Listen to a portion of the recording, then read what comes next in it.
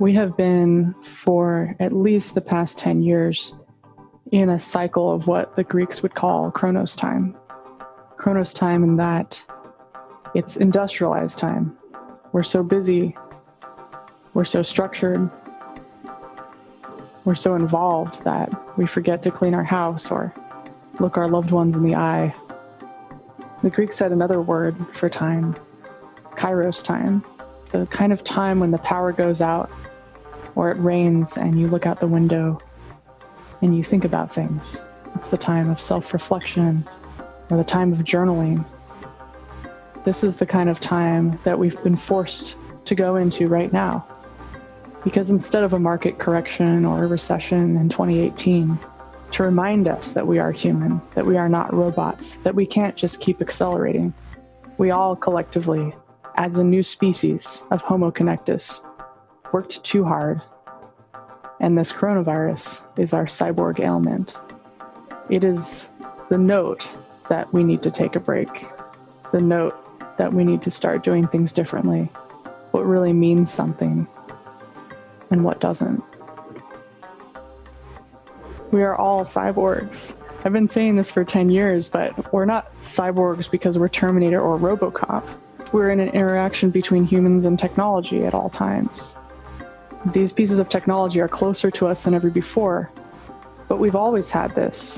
When we started farming with tools, when we started externalizing our mental selves on cave walls and started writing. But we often don't think widely about it. Just 10 years ago, not that many people had a smartphone. The last time we saw an epidemic like this, we didn't have the same communication technology. So while we are forced to be distant from each other, we've never been more connected in history. We need an anthropology of ourselves, and we need to realize that Indigenous people have had the answers for thousands of years, that what you put into the ground through seeds is the original programming language for life, and that the more you work with nature, the more you get back. They've had the answers longer than us, and they didn't need to hand down that information with a scientific research paper. Anthropologists, artists, historians, everybody from the humanities, as well as technologists, build interfaces for people. And that's why we have the graphic user interface. That's why we have Ethernet from them. We have human-centered technologies. The hard thing I found with tech recently is that there's no culture associated with it, except for accelerationism. The people making the decisions for tech aren't the people using the tech. And so it becomes really difficult because we won't get any of these new breakout inventions.